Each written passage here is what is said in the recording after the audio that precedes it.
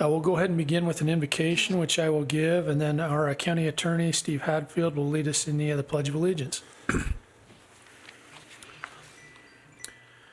Our dear Heavenly Father, we're thankful for the opportunity to be gathered here this evening. We would ask that Thy Spirit will attend us in this meeting, that we can make the best decisions for the county and for its residents.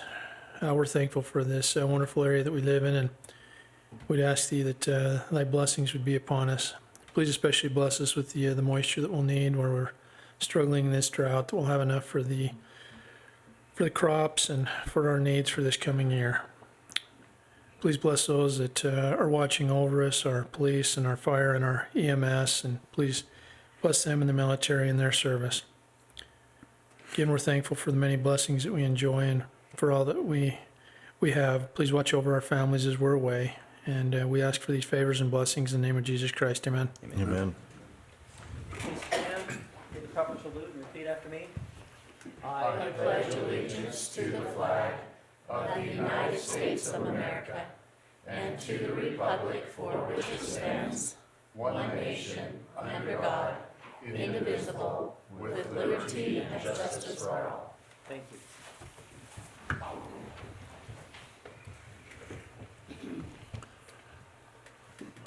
Very good. Thank you, everybody.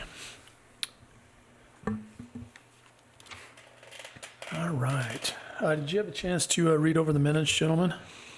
I did. Make a motion, we approve the minutes from March 16th. Second. Have a motion from Commissioner Hadfield and a second by Commissioner Summers. All in favor? Aye. Okay. Any correspondence, review, past agenda items? I don't have anything. I don't have any either. I think we're good. Okay. There is, as far as ARPA. Yep. Coming up. Going up. Okay. Let's see, emergency management. We're not going to say the C word. We're done with that for a while. No fires, no floods. All's well Actually- in Box Elder County. The night it rained the other night, I was on the phone with Corey and they had a fire off the side of the freeway while it was raining. So, Thank you for that. yeah. Wasn't raining hard enough to put it out either, so. Dang it. All right. Well, yeah, we're going to pray for a little water so we don't have a fire season this year. Yep. Okay. We did receive another ARPA request. It came in from the Boys and Girls Club. Was it the Fine Arts? Was it Boys and Girls? I think it was. Boys Came and through Girls. Janelle. We'll have to review that. It just came in the last couple of days, so we'll have to review that and maybe have that on our next agenda. Anything that we would approve, we won't be able to fund because we don't have our Second distribution. the second tranche should be coming in sometime in the next 3 to 6 months. So anything that we have funded, we'll just have to Hold off. hold off. Or anything that we've approved, we'll just have to fund it when it comes in, so. All right. Okay, very good. We will move into our meeting. Our 508 is been tabled. 513, use of the county courthouse premises. I don't see Mr. Walker here. She did. Okay, we'll hold off on that for a minute. Can you stick around for a while, Cody? I guess. All right. I think we'll be rubber stamping this. I think it's something similar to what we've done in the past, pretty but Close. Sterling, I saw you walk in. There he is. Come on up. I'm Steve. Steve. See, Sorry about that. Marks. Wasn't me, but Don't worry. Tammy said to say sorry. Could be Richard I Marks and you said could they sing know for who I us. was. Yeah. I'll call you Sterling if that's okay. That's great. All right. So I'm here to request a fee waiver for the Fairgrounds pickleball courts. Okay. We're having a fundraising pickleball tournament May 13th and 14th out at Tremont. So You schedule it one weekend, I'm going to be out of town. you could hit Brigham the next weekend. I might So do we're- that. Just tell your son to change his wedding. yeah, there you go. Yeah. Where's your priorities? Can't believe you said You that. could make a wedding party. We'll be playing. We'll just be in Arizona. So Oh, nice. okay. And do you want to briefly tell people what the fundraiser is for? So each Children's Justice Center has a a fundraising board that helps to raise funds to cover things that the state budget that I receive from the state and grant can't cover. So that's things for families, helping for trainings for law enforcement, other individuals that work with the center. So that's kind of what their purpose is awareness and fundraising. So instead of bringing a can of food, you bring a stuffed animal to play? well, no, There's a cost as well. there's a Right. cost. Yeah. That's not a bad idea, though. Yeah, and we'll probably do something, we'll do this is our first real big fundraiser since Box Elder became independent. We haven't done a lot of fundraising, but we thought pickleball was a good idea because it's been really a big thing here in the county. So Okay. that's what we're trying first and hoping that people will support it, that they'll come out and realize, we have the open house at the end of the month. Kind of wishing now that we'd been able to have more time between the two so that we could get, once people know what it is, that might Yeah. make them more willing to. Will you get with Lynette and make sure it gets on our, so she just gave me the thumbs up, so make sure Lynette Crockett we can get it on our social media, Oh, yeah. help you get it out. Yep. I think they did reach out. So Okay. Very good. And let's see, there was one more question I was going to I ask. did get insurance. So we purchased some insurance for the event itself for both of those days. So Cool. That made our HR and risk management person very happy. Yeah. So so who does that need to go to?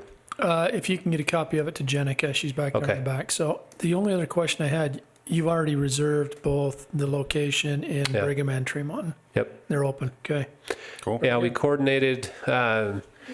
Brigham City waived the fee for 8 of the courts, but kind of with the stipulation that Brigham City PD be a co-sponsor. Chief Reyes was wonderful. He's part of my advisory board, and he's like, that sounds awesome. So Okay. I That's thought, great. why not talk to Sheriff Potter and see if they would do the same in Tremont, and then he said he would like to do that. So Cool.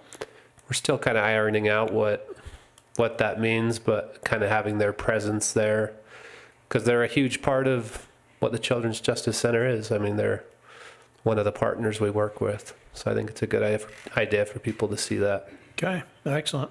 Awesome. Any other questions, gentlemen? I don't have any. Okay. I'd make a motion, we waive the fee for the county use at the Fine Arts Building for the Children's Justice. What dates was it again? May 13th and 14th. Okay, I'll second that. Okay. Have a motion by Commissioner Summers, a second by Commissioner Hadfield. All in favor? Thanks, Sterling. Okay. Very good. Yeah, thanks for your work, Thanks. Sterling. I already went to his building because I got it on the wrong day, so I got a preview, so looks good. All right. Jenny and crew, Yeah, I have a whole group with me. come on All up. right. If you know me, I don't like presenting, so I brought others to back me up. You There made you go, because we're really rough on I you. know you guys You made are. the front page of the Leader. Yeah. I seen that. I know. So I brought the article. So today we're representing the Northern Fox Elder County Suicide Prevention Coalition. You can just hand it to me and I'll pass them down. And on March 24th, we did our annual town hall meeting where we talked about an upcoming project Give we're one to doing with Lauren. Garland City. And it is a wellness garden. And it will be, like I said, it will be housed in Garland. We're taking care of some of the details before we can announce the location. But there is land that's gonna be set aside.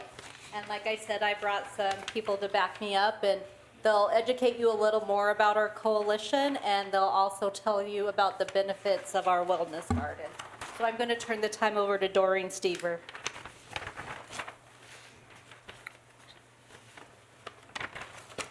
I'm not sure if I should stand or sit. Whatever you want Whatever you to want do. to do. Yeah, if you'll just state your name in the mic so we've got it for the record. Okay, it's Doreen Stever.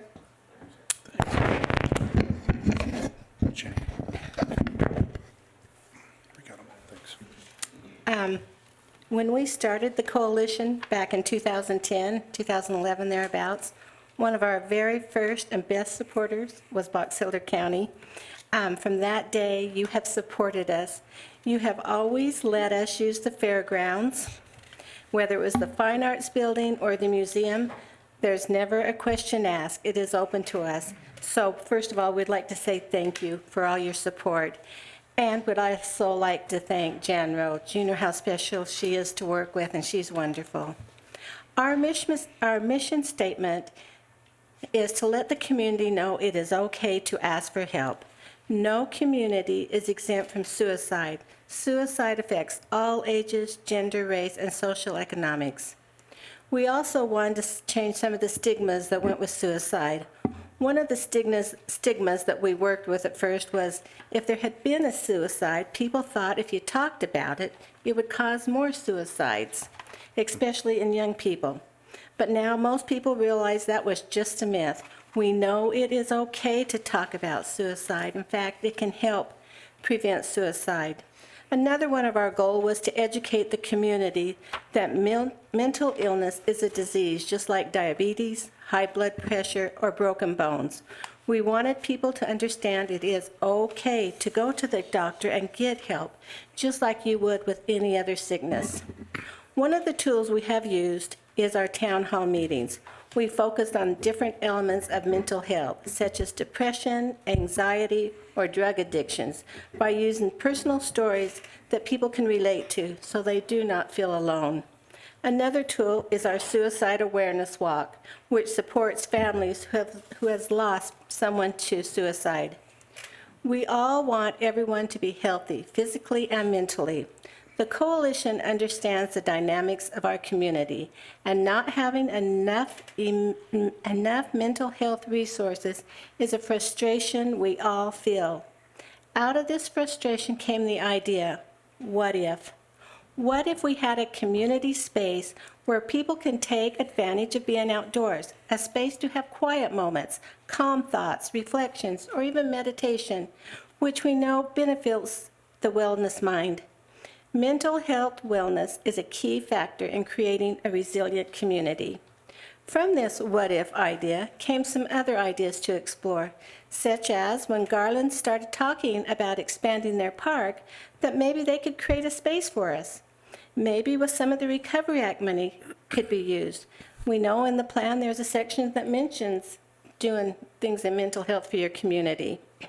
Other opportunities presented themselves, such as Utah State, seeing our vision and helping us with our idea. Again, it was okay to ask for help. A green space is another tool we can use to help the people in our community.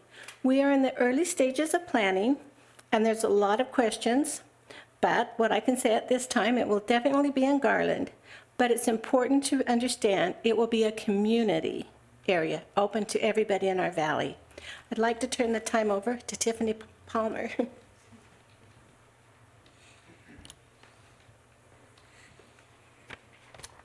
I'm Tiffany Palmer. I just wanted to share some of the benefits of a green space.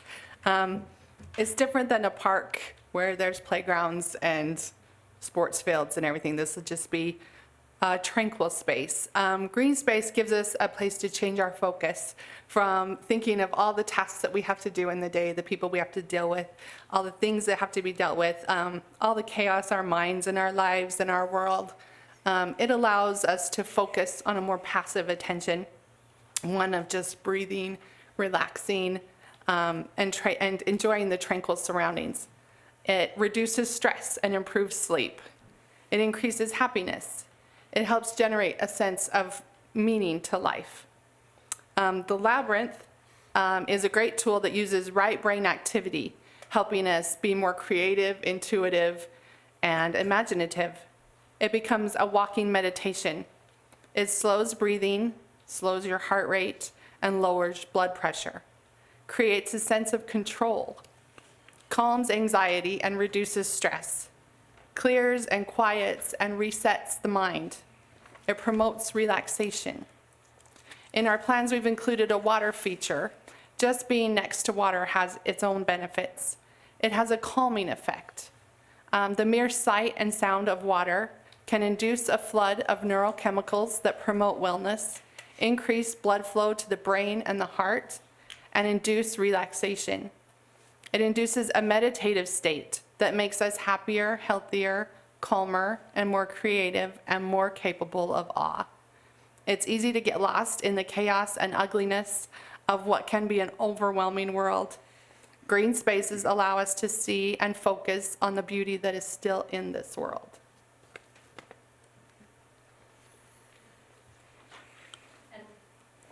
We have a few other coalition members here today. And Jake Powell is from USU. He's a professor and he does landscaping. And he has been working with our group to kind of turn this into reality. And so if you have any questions, Jake probably wouldn't mind answering them as he's holding his vision. We're very thankful for him. And there's Tim Keaty who's here, and there's Sheree Munns. And the coalition out in the northern end of the county is one of my favorite things that I get to do. And I'm lucky I get to serve on a lot of great boards and groups. But this is truly one of my favorites because it's a community effort. It's just people who show up just because they want to make a difference. It's not because of their jobs.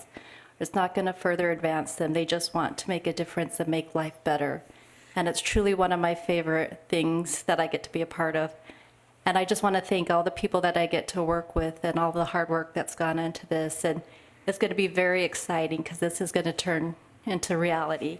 And it's going to help so many of the residents in Box Elder County. And so today we're here to educate and let people know that it's going on, but we also will need support.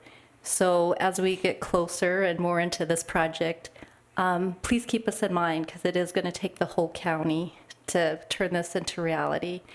But it's going to be an amazing project, so hopefully Box Elder County will be a part of it.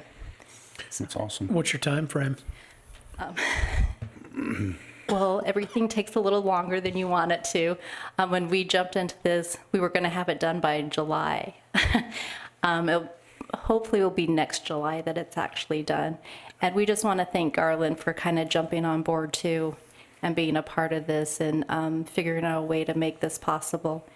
And they're also going to be willing to step up and take care of the park after it's done. So that's a huge commitment too. So.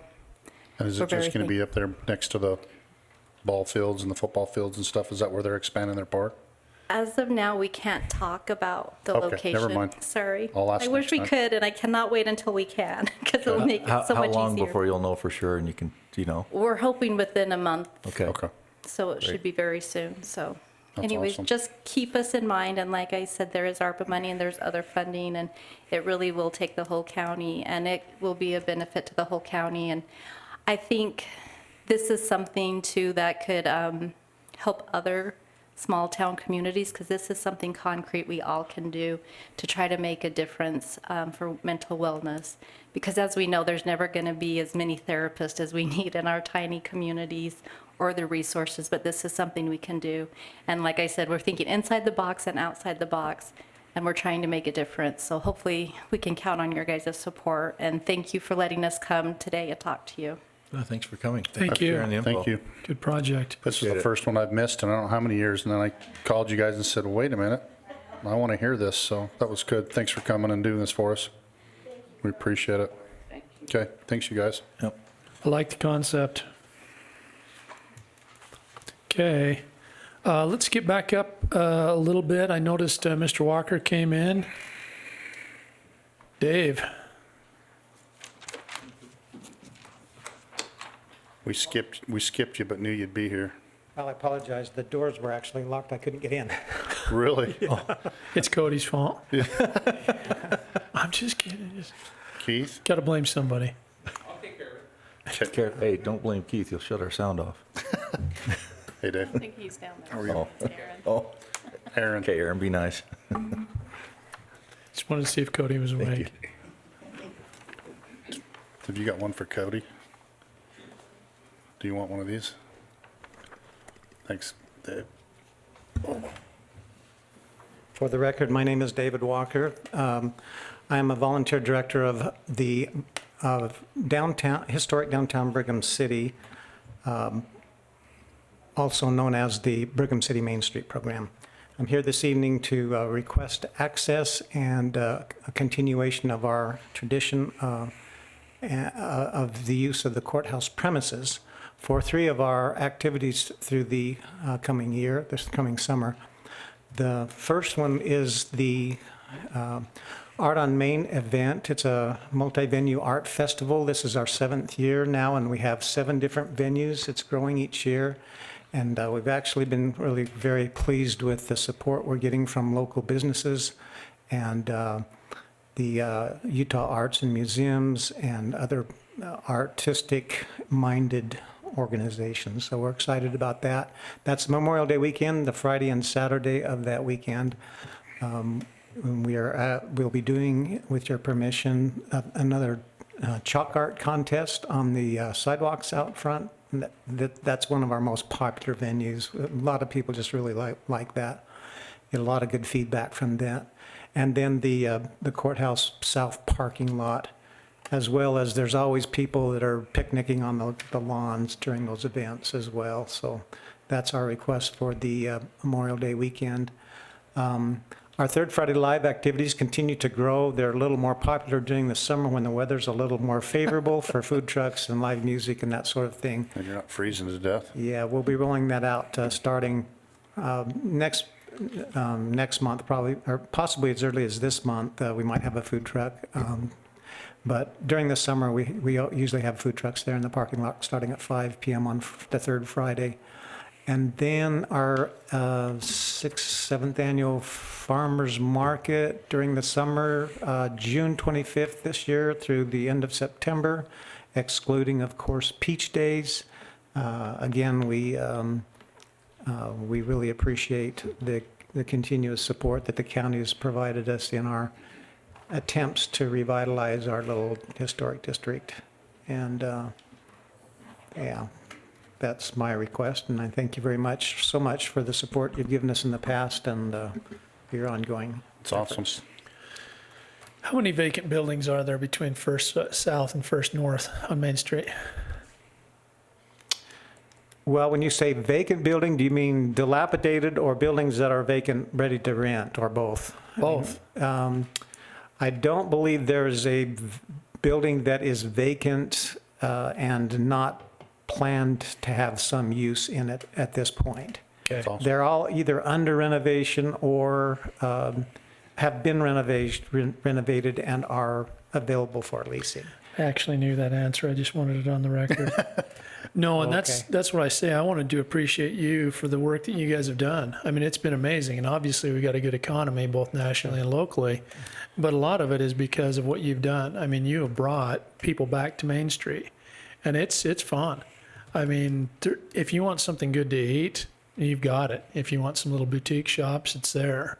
Yeah. The entertainment, it's fun to come down to Main Street again. So thank you. We appreciate that. I just want to tell you that you're a national celebrity now too, because I'm on that national board for the NATO. And Joe McKinney, I guess, seen the presentation that we showed when we were up here at your store. Oh, yeah. And he says, Commissioner, what's up with Box Elder County? How do you guys always get all the good stuff here? So he had actually seen it. So he's the director of NATO. Wow. And he actually asked me about that the other day when we were on a meeting. So he We've had been seen very it. fortunate. We've had some amazing public relations stuff that just has fallen into our laps. I wish I could claim the talent to draw that, but it's pure dumb luck, I assure you. So. Well, we Cool. appreciate everything you do. Yeah. Anything we're going to conflict with, Cody? I can't think of anything. We have a bid out right now to redo the front steps and the handrail, guardrails because of the earthquake. Some Gotcha. issues, but that really shouldn't affect him. It's just going to be steps. It won't be- And I'll that'll go with these dates. Block that Okay. off. We'll get it blocked off, but that's the only, we have the project. We always say that. I think I have a project, if there is a project this year. And when the dates are tied down, I'll get with Dave and make sure. About the only thing that would really affect would be Memorial Day. Yeah, we won't do it on. Okay. Everything else is going to be in a different location, so. And could we make one small but kind of important request, Not if big- big and possible? small. How big is A small? sprinkler timer. Oh. The chalk art doesn't do well when it gets sprinkled, and I realize that that's hot season, and we need to have water on the lawn, but if it's possible, we could maybe like water Friday evening and then kind of put it off until Monday night so that we could actually. I've got some campaign signs that you can put around the sprinklers and it'll just sprinkle there instead of on the sidewalk. I'll donate those. Is that the chalk art? Yeah, right out here in the front. Yeah, I've already talked to her, taken care of it. Great, thank you so much. She was concerned about that. Yeah, that's Jody? awesome.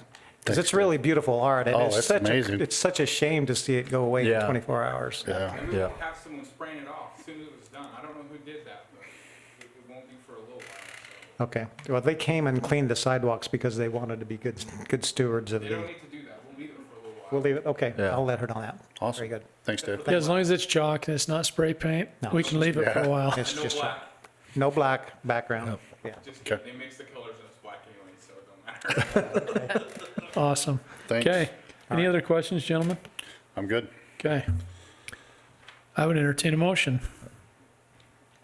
I make a motion, we approve the use of the courthouse for the Memorial Weekend for the farmer's market and the art on Main, Second, And all the rest of the dates. and the Third rest of the Friday? dates during it's Third Friday Live. very good. Okay, I have a motion by Commissioner Hadfield and a second by Commissioner Summers. All in favor? Aye. Thanks, Dave. Thanks. Thank you, gentlemen. Thank you. All right. Mr. Hayes, I think we're to 533. Come on up. Yes. Let's see. I've got that here. Oh, need that. So, yep. Let's see, let me. Sorry. Just Already plugged in? state your name and where you're from. Oh, I don't have to do anything? Okay. That's why they. I'm Fred Hayes, while they're figuring that out. Okay. Okay, now, you can push your button. Red. Oh, okay. So, I don't know, maybe is that the wrong one? Unless, is it being blocked? Did you as muff this, it? or- Go back here. Let me go back here. Well, I can just start talking if you, Okay. Yeah, if you Yeah, go go for it. ahead. If you just want to introduce kind of what you're Yeah. here for and so, I've been interested in election integrity issues. There's been a drive in Utah, some bills in the legislature, you've probably Yeah. seen some activity there. And I'm really concerned that it seems like the general populace of the country really isn't aware that voting with, for one thing, and I'm going to concentrate on electronic machines today, mostly. They're really risky to use. I mean, they're just built on the chassis of a regular computer. People hack them all the time. The history of the development of the voting machines is really, there are felons at the top of the ladder. There are establishment names and felonious founders, you know, and they have to be connected so that you can program them and do things like that. So all voting machines, all tablets, everything have interfaces with various different kinds that they use. And another real big concern about them is that their code is proprietary. So they won't show you the code. You don't know what's in it. Now, if you get a reliable app that's on your phone, the vendor of the app will have open source code that you can check. You can compile that code and you can compare it to the code. You know, if you want to, you can do that, and you can see that what is compiled matches the code that you want to run on your machine. Well, you can't do that with a voting machine. So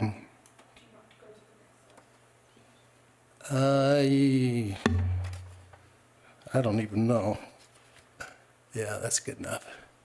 Let's read what Dr. Frank has to say here. Why are we bending ourselves into pretzels to be able to use these machines? That sums it up. Hackable, too complicated, too expensive, need to be replaced every 5 years, extensive training, evolving threats, ranked choice vote enabling, backdoors, deletion of log files, reliance on private contractors. The list goes on. The business of voting needs to go. NGOs sticking their collective noses between our elected officials and the voters need to go. I will make this presentation available. In fact, one of the requests I'd like is on the county website in the election section, if we can have a place where we can post this type of stuff. If not, I'll make it available to people who, request it. But, You can put it as an attachment to the minutes. pardon? It'll be an attachment to the minutes, but I'll need you to send me the PowerPoint. Yes, it will. Okay, that'll be good. Thank you. So, but there are some links in the presentation so that you can, when you get home, you can link and don't go any farther than that slide right there, though. I'm not quite done. Okay. So but counties are very ill prepared to defend against world stage attackers, and the counties are the diamonds. I mean, there's 3,000 to 5,000 counties in the United States. They're the diamonds that all actors would like to have in their pocket. Who are the adversaries? Politicians, NGOs, big tech, RNC, DNC, oligarchs, Iran, North Korea, China, establishment groups, big voting machine companies, ballot printing companies, ballot mills, the people that mark the ballots when they stuff them, ballot mules, and ballot tracking entities. So, so Dr. Frank had it right when he said that, we're bending ourselves into pretzels to be able to use these machines. They're not really, they're really dangerous. So so you see that's my joke for the day. Some of you have probably seen it before, but what's unique about Utah? Lieutenant Governor Deidre Henderson has written that elected officials in the counties of Utah should destroy their cast vote records after 22 months. So her photon torpedo is going to hit in roughly September. And between now and September, she's got a stopgap sun blocker to apply, and she's directed the counties to refuse to release the voting data. Well, let me give you a fun fact. No 2020 cast vote records for any county in the nation look unmanipulated. In other words, all available sets of 2020 county cast vote record data across the nation are abnormal. All of them. If Utah revealed their data, would it be any different? Okay.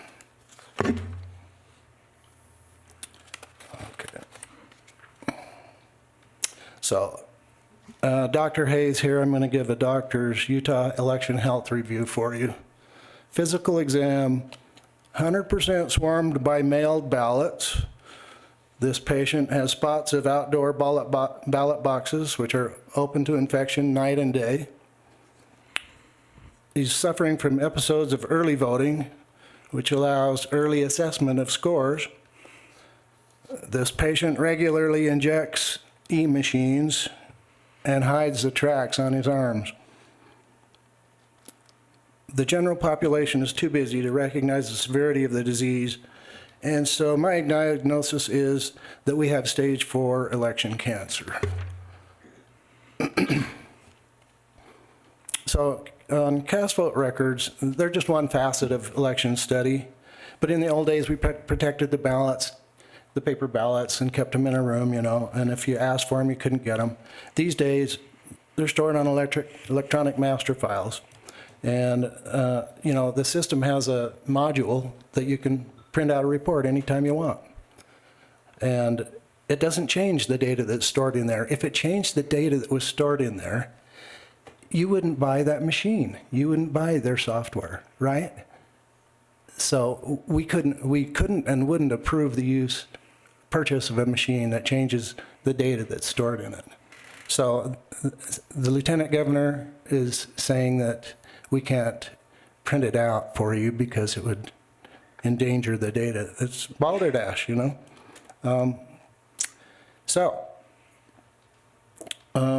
I have some graphs. Okay, if you can give me the next graph, please. Okay, I haven't been watching what we're doing. This is prepared by a statistician. And these are the random, this is actual data of the last election. These are randomly shuffled batches of data from Pima County, Arizona. And you can do, I did this the other night with my granddaughter. If you just roll a die, and we used a weighted die the other night, and we rolled it, and the first, it oscillates a lot right at first, because it's like a shopping cart that's got one can in it. You hit it with another can, it knocks the cart way off the aisle. But once you get 10 cases in the shopping cart, which is, this is what this is an accumulation of votes. Once it gets really heavy, you throw a can in, even though the can is really light or really heavy, it's not going to change much. And when you get out to, see, this is about 300,000 or 400,000 votes. It doesn't change very much, less than 1%, and that's if you have a random sample, this is what's going to happen. One more slide, please. This is what happens, and go back up 2 slides first. You'll see there are 2 charts that look the same. Those 2 charts there are randomly scrambled. They took and each one of those dots is 500 points, 500 votes. They randomly scrambled those and printed them up, and they're always going to lay flat like that. With a county our size, we might have about 3% variability because we have such a small population, 20, 30,000. This one, okay, now let's go to that last chart. This is what actually happened in Pima County, Arizona, and this is what we're seeing in every county across the nation. These elections were controlled by a central controller. And we'll get to that, a little more of that in a few, I'll touch on that in a minute. So would we expect Utah's data to look any different? Probably not. The Lieutenant Governor their position is that it's not in the public interest to have this data that I'm seeking.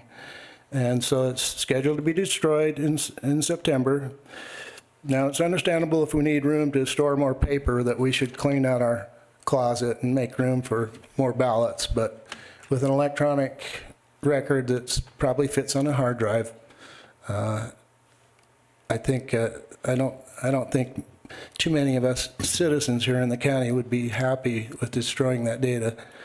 So one of my requests is that the commissioners vote to prevent that from happening. However you can have a discussion about how you want to word that resolution, but that we need to do that. We need to preserve that data. There's no sense in destroying voting data anymore, as long as we're using electronic machines. Now, if we switch back to paper ballots, which I'm advocating, then you can destroy them, and you can happily destroy your data in the future. But while we got the machines, let's keep it. So we, the people of Box Elder County, are being denied the data from the 2020 elections. We maintain that Utah is hiding more than just anonymous vote data in the CVR, because we can instantly see manipulation. That takes an instant to plot up, and you can instantly see that there's something going on there. And that's the way, it's complicated because people who are manipulating the elections have to control the national election, the state elections, and the county elections. They're all different kinds of boundary conditions. It's a very, very complicated thing to do. And anyway, our votes are anonymous. Once you separate the ballot from the envelope, they're anonymous. They go into the cast vote record. But what is not anonymous is this fingerprint that's present in the data. That's a fingerprint of manipulation. If we destroy our data, this is what's going to be gone. And that's what is gone from the Mesa County, Colorado election, from all of Colorado. The Secretary of State went through all the counties in Colorado and erased all the data from the 2020 election.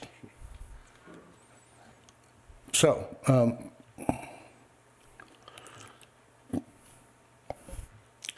I would say Is that, there very many more slides, Mr. Hayes, or are you close? are we running out of time? Yeah, we've I'll hurry. got, coming up on time, so. Okay, let me hurry through it. Okay. I would say that if the lieutenant governor orders the deletion of the data, I would say that to follow those orders, we should be cautioned that it could be a conspiracy and aiding and abetting the destruction, felony destruction of criminal evidence, which is mingled with our votes. And when evidence under subpoena is destroyed by a defendant, the courts may assume that it would be incriminating to the defendant. And so we, the people of Box Elder County, are subpoenaing this CVR data. We want the data. So the establishment in Utah is on the run, and we're going for their records, their itineraries, their receipts. We're getting organized on that. Nationwide, like I say, all the counties show evidence of vote manipulation. Any wonder that the governor is not wanting to release the data. So, and here's what happens when you lose, when you have bad elections. You've probably seen this before too. We're paying in rubles. So give me another slide, please. John Adams, in his inaugural address, said we should be unfaithful to ourselves if we should ever lose sight of the danger to our liberties if anything partial or extraneous should infect the purity of our free, fair, virtuous, and independent elections. If an election is to be determined by a majority of a single vote that can be procured by a party through artifice or corruption, if that solitary suffrage can be obtained by foreign nations by flattery or menaces, by fraud or violence, by terror, intrigue, or venality, the government may not be the choice of the American people. Could you give me the other slide? Okay, I talked to Marla about some Edison data that was on the morning of the day following the election last year. Some odd results came up. We know now that Edison, and I won't go over this, but this is a nationwide thing. Every state had issues. There was a blackout. Remember, I don't know if you guys remember, but there was a blackout. And so we know that there's nationwide control going on there. Anyway, the clerk of Mesa County, Colorado, saved her data. The Secretary of State went through to erase all the data. She suspected foul play. She did an image of her machine before the Secretary came by and one afterwards. And because of that image, the first one she had, we were able to discern what happened in Colorado. And we know that the Colorado elections were wiped out. So anyway, I would like to get more time with the county commission to make some resolutions. And you know, it's like the children of Israel coming out of Egypt. They complained that they were in slavery, but when they got out, they thought, well, it would have been easier not to be in the desert suffering hunger, and we'd like to go back and be slaves to the Egyptians. This is not going to be an easy transition for Marla, for the clerks, but it will be a transition that will be of worth to the people. And I don't think the people are going to go away on this issue because we know that public tranquility is not going to come about until we fix our elections. And that's not just here, but in statewide and nationwide. So if it's all right, Appreciate your time, I'll Mr. come Hayes. back Thanks, Fred. Yeah. next time. Yeah, no, Thanks for the info. Marla did mention that obviously that full presentation will be attached to the minutes, and so we'll have a chance to go through that more in depth and look at the info. But appreciate you sharing you. the info. Thanks. Yeah, Thanks, sir. Thanks. Very good. 543, Steve, I don't see Annie here. It looks like you've got this one. Yeah, this has to do with some funding, a grant, I guess, that we got from the state through the legislative process. There was an agreement signed back at that time, and we just wanted to make sure that the commission was all on the same page and ratify that agreement. That's the This is non-attainment. reference to that. Yes. It's only been 2 years. I don't know if you want to expand on that, Stan. Yeah, so basically, since I've been in office, we've been talking about trying to get Box Elder County into the attainment area. We were put into the non-attainment area back in 2010, which meant that some of our companies in Box Elder had to actually pay air credits to be in business. So about, I guess it was right during the C word, the COVID, that we've been working on it to try to get us out into the attainment. And that happened in 2019. And since then, we've been trying to get Box Elder County out of the Wasatch Front attainment area. So some people might not know what that will affect either, but some of these companies are spending millions of dollars a year in air credits that they buy from other companies that have either went out of business or, and this is just another government overreach that will not only help affect them, but they'll also affect farming and ranching because they're basically trying to shut down us, the ag burning and everything else. So if we can get this done, hopefully, in the next couple of years, then we will probably never be put back into the Wasatch Front attainment area, which will help. If you'll look now, we've got multiple companies expanding in our area that, and if we wouldn't have been taken out, they wouldn't have been able to afford to continue to expand in Box Elder County. So it's been a long time coming, and hopefully another couple of years, and we'll finish it off and be exempt from going through the attainment area. So now that we've got the agreement in place, then So just briefly, essentially what's happening is the grant will pay for what it takes to get us out of that. And so we had the grant agreement. That's what this first one is. The next one will be related as we go further on the agenda. But Okay, any questions? I'm good. so we would just need to have that ratified by the commission, that original agreement. Okay. I'd make a motion that we ratify the non-attainment agreement. Second? Have a motion by Commissioner Summers, a second by Commissioner Hadfield. All in favor? Aye. Okay. Then do we want to go into that Trinity one since we're kind of there, or do we want? Sense? That might make more sense. Let's do that, and then we'll go back to the ag protection. This is the contract. Well, do you want to take it or do you want me to take it? You can. This is the contract between one of the sources that's going to do the work with Trinity. They have actually been collecting data for probably 12 years in northern Utah to try to find out why we were even put in attainment with the Wasatch Front. So after talking to Trinity and a couple of other partners, we decided that Trinity would go on and do the work, so we'll be able to continue to do this. So this is just basically we're a pass-through to Trinity to be able to do that work for the state. Okay. Well, I'd make a motion, we approve the Trinity contract 2209. Second. Have a motion by Commissioner Hadfield, a second by Commissioner Summers. All in favor? Aye. All right, ag protection. This is something that Marla and I have been working on. Because we've had so many ag protection applications come in, we were looking at the ordinances that we had in place that had become somewhat outdated.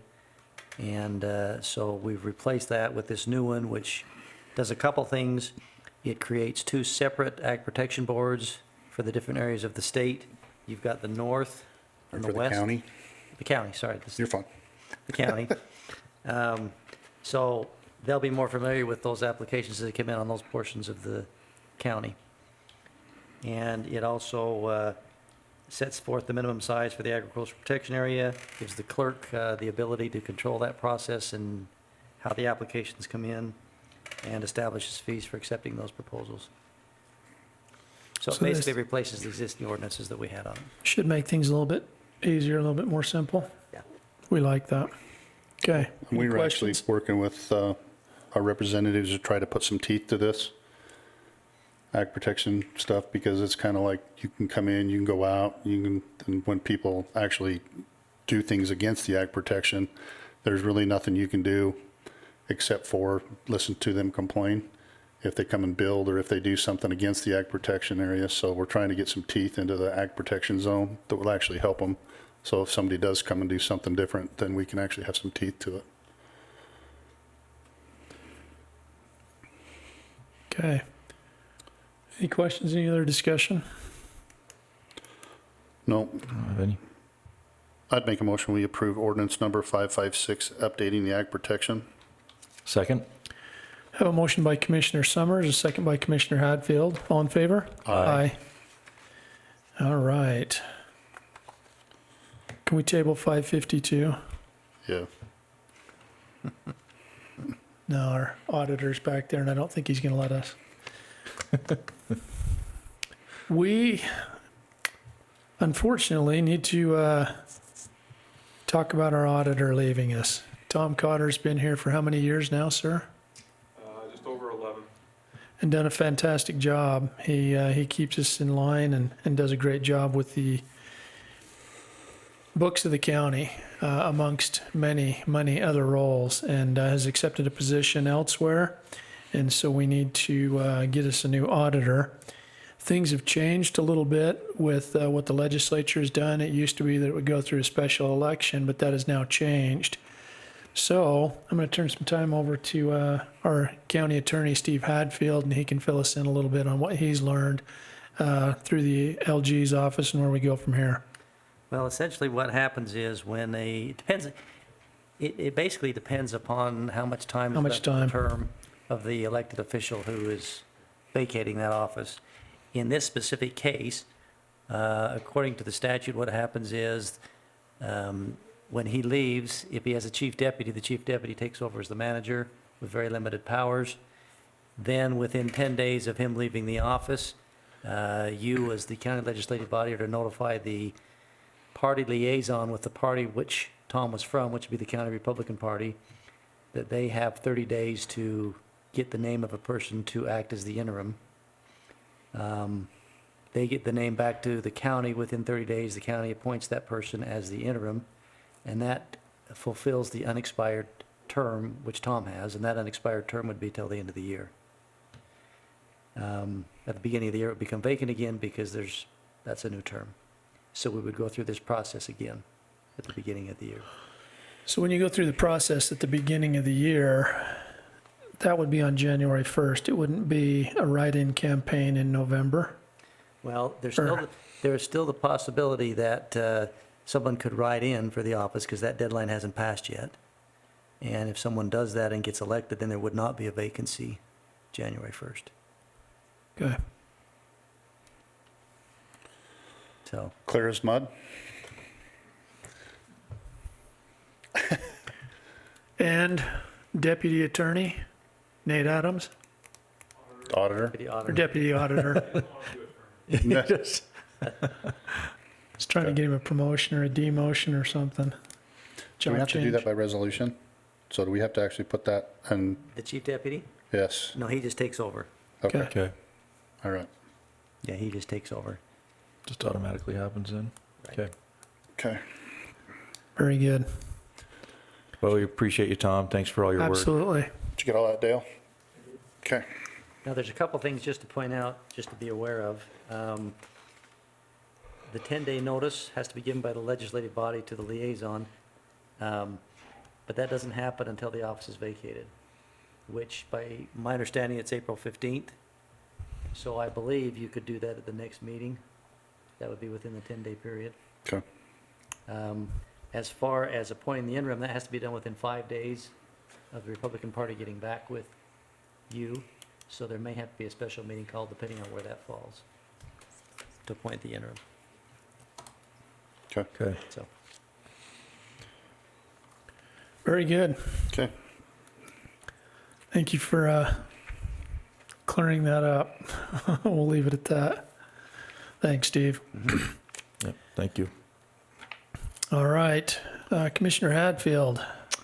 Okay, looks like we've needed to approve a couple board members. This is for the Northern Utah Conservation District. And the names that have been presented to serve on here and are Bodie Udy and Ben Adams. And so what they just need to be approved. They've agreed to continue to serve, but they just need to be approved through the commission, so. You want to make that into a motion, and I'll second it? Yeah, I'll motion that we put Unless Bodie the chair Udy. has something. Yeah, Bodie Udy and Ben Adams in on the Northern Utah Conservation District Board. I'll second that. Have a motion by Commissioner Hadfield, a second by Commissioner Summers. All in favor? Aye. Okay, and then we also have the West Box Conservation District, and on those names we have William Kunzler, Emily Westmoreland, and Seth Jones listed for that board as well, supervisory board. So I'd make a motion we approve those names for West Box Elder. Second. Have a motion by Commissioner Hadfield, a second by Commissioner Summers. All in favor? Aye. Okay, very good. Thanks, you guys. And just so people know, these guys, in the Northern Utah and the West Box do a great job. They're always working with our farmers and ranchers, trying to help them out with grants and various things. And we have a good relationship with the state, with Clint Hill. And they do a lot of work that people don't realize to help keep our farmers and ranchers going out there. And they're great to work with. So I just want to commend them for that. Thank you. Very good. Jenica, couple of policy changes. Okay, the first policy change will allow us to recruit a little easier. So this is a change to section 7-6. It's on vacation. So right now it reads that after an employee is hired, they have to wait 6 months to use vacation, and we would like to remove that so they can use it as soon as they earn it if they need it. I make a motion, we approve the policy 7 change. Second? I just want clarification. So they're only using up to what they've earned. They just don't Correct. have to wait 6 months. Okay, very good. I have a motion by Commissioner Summers, a second by Commissioner Hadfield. All in favor? Aye. Okay, the next one is policy 3. Last fall, we made a change to section 2 regarding appointed employees, including chief deputies. We failed at the time to make a change to section 3-3 also. So basically what this says is if an elected official decides to remove a chief deputy from their position, or if they are no longer elected, that employee, if they were a merit employee before, would go to any available merit position within that department instead of just being terminated. Is it 3.3 or just 3? 3. That's Okay. fine. I'll make a motion we approve policy number 3 change. Second. I have a motion by Commissioner Hadfield, a second by Commissioner Summers. All in favor? Aye. Okay, and the last one I have is the Sheriff's Office uniform policy. Effective December 2020, we had changed the policy to allow a one-time payment for the new officers to receive their uniform allowance for 1 year all up front. Policy read that change needed to be made within the first pay period. That's not been happening. So what I would like to do is change that to be within 30 days of hire or transfer if they're transferring from a different department, so that we can get them their uniform allowance and actually follow our policy. I'll make a motion that we approve the sheriff's officer uniform policy change. Second? Have a motion by Commissioner Summers, second by Commissioner Hadfield. All in favor? Aye. Thank you. Thank you. Thank Thanks, you. Jenica.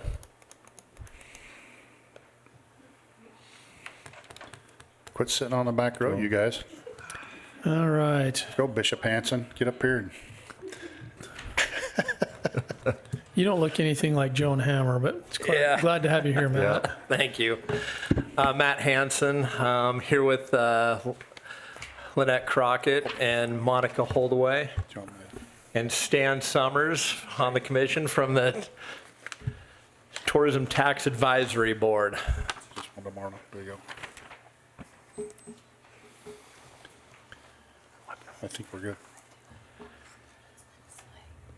I think here, just keep going, They've Matt. got 'em. Copies? Yeah, we're good. Thank you. Anyways, presented there, the grants that were applied for. Just like to thank the commission for the opportunity we have to for this program. And anyways, this grant program starts at the beginning of the year and is available to all nonprofits and municipalities to apply for. The Tourism Tax Advisory Board, we meet, go over the grants, and talk about approval and potential recipients. And that's what we presented here to the commission tonight to look at what we're presenting to you. So I'm not sure when they actually started the tax advisory board. Monica, you been here that long? It was early, 90s? no, it was late 90s, early 2000. Yeah. So basically, they take 20% of what we bring in taxes off the tourism tax, which is 1/4% off of your room tax and your restaurant tax, and that's what goes into this. And I remember my first year, we gave out, the 20% was only 79,000. And the tourism taxes have grown exponentially, even through COVID. We've had the opportunity, and this year, that 20% was almost 270,000.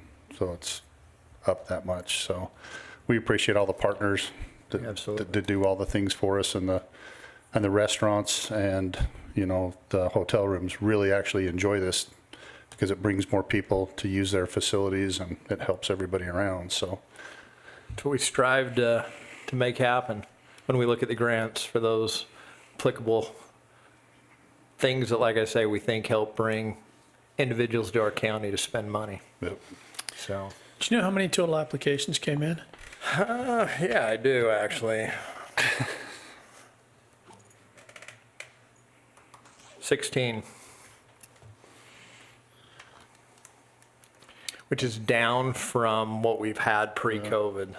But Yeah, and there's also a quick grant thing that people can come in and get if they have things to bringing people in. yeah, for more like, So, So you were able to Flyers. at least partially fund pretty much all Almost 16 applications that came in. pretty close. yeah. Oh, that's great. If they're Yeah, that's applicable. I mean, obviously, there wasn't full funding just because of the asks on some of these, but, oh, that's great. That's correct. Yeah. Okay. You were a little bit more involved because that's one of your direct responsibilities, Yep. but anybody have any questions on any of these grants or the funding amounts or? Well, to think this Anything? stuff is rubber stamped, you ought to hear these guys talk Oh. about stuff. No, there's a lot of work It's that pretty goes amazing to into see it. what they do. So, Yeah, I think the And- county is very well represented too, as far as the board members, so. Yeah, and you can look back over what's been done over the last 20 years, and you can still see the impact that it's had in the county. So it's a agree. big deal. Cool. Yep. Very good. Thank you. Thank you, Okay, guys. thanks, you guys. Thank you. Thanks, for Matt. coming. Okay. Thanks for all your work. Joan called me this afternoon all freaked out. All right. I would entertain a motion.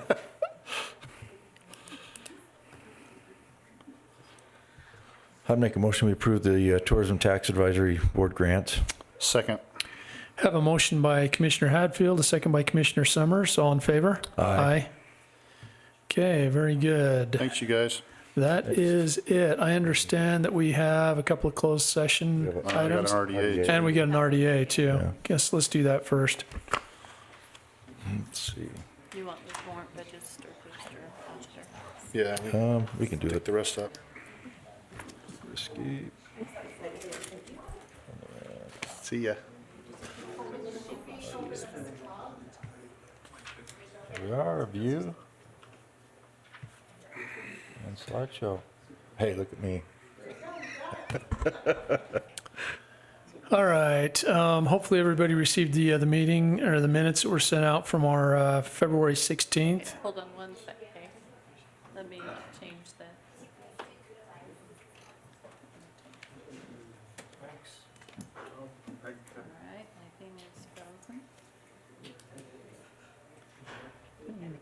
put it around, but I guess I kind of.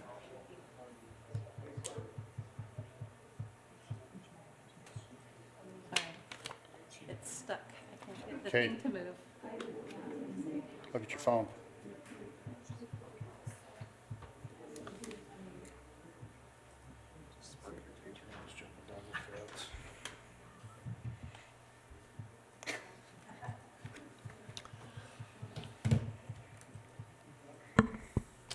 I think Matt can handle himself. Okay. Pretty sure And Monica. they're nicer than I am. Here. Sign your name away. Did you run out of tape over there, Marla? I always bring it down on the screen and I can't get it to come back up now. Yell at Aaron. Aaron's 3303, right? Or is that Cody? Does he have us on mute down there? Aaron, Aaron. please come help. Clean up on aisle 5. Probably. Just a second, I'll call him from here.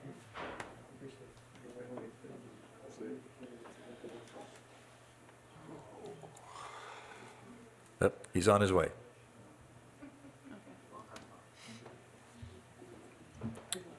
Great.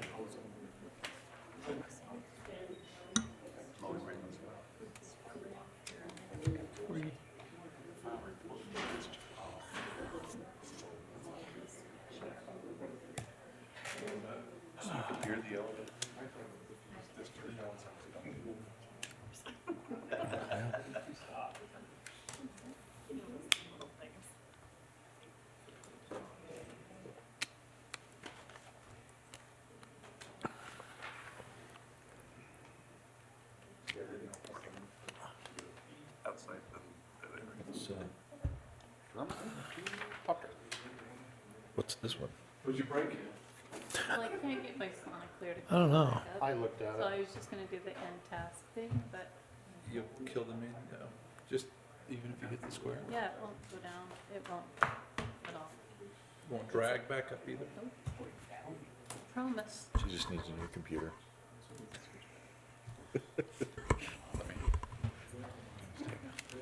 Hopefully we don't have to just close it down.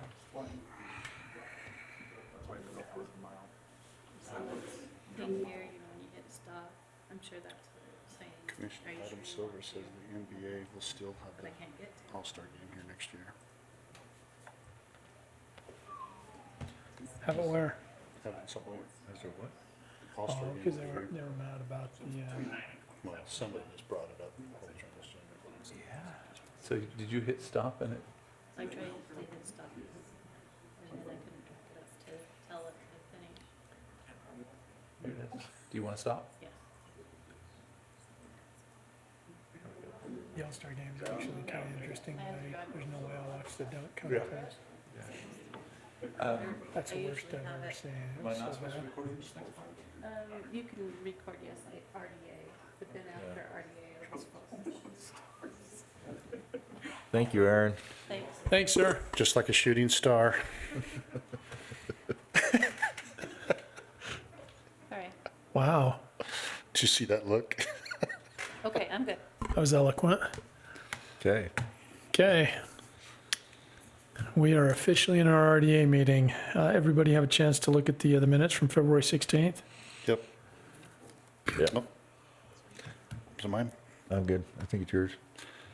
I make a motion, we approve the RDA minutes from 2/16/2022. Second. Have a motion by Commissioner Summers, second by Commissioner Hadfield. All in favor? Aye. All right, this is our contract for the Colt Fiber grant. Got some information on that? Yeah, all that happened is between the time we had it done and between the time we got it to them, they changed their conflict of interest form.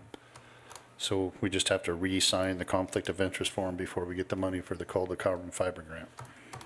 Any conflicts of Did I do that interest that we have? And we're working on that, send an email, because it's very confusing what they sent to us, what Oh, we I- have to do. So I think basically we just need an authorization once they send us what we need. To let me Approve it, sign Based on your approval. approve it contingent? do it. Okay. So, okay, I'll make a motion. We approve the conflict of interest coal to fiber pending Attorney Hatfield's office approval. I'll second that motion. Have a motion by Commissioner Hadfield, a second by Commissioner Summers. All in favor? Aye. Aye. Motion to go back into our regularly scheduled business meeting? Or do you want me to close it first? Marla, do I need to close it or just go back? You just, Just close it. yeah, just adjourn then. Yeah, okay, you're adjourned. Go back to our scheduled, regularly scheduled. We Okay. need a second. Second. Okay. Have a motion and a second to close our RDA meeting. All in favor? Aye. Make a motion to go into closed session to discuss Personnel. I have one litigation thing too. personnel and litigation. Two personnel matters. Okay. Thanks, you guys. All right. Okay, Thank you, have a guys. motion and a second to go into a closed session to discuss personnel and pending litigation. All in favor? Aye. Okay. Okay, so what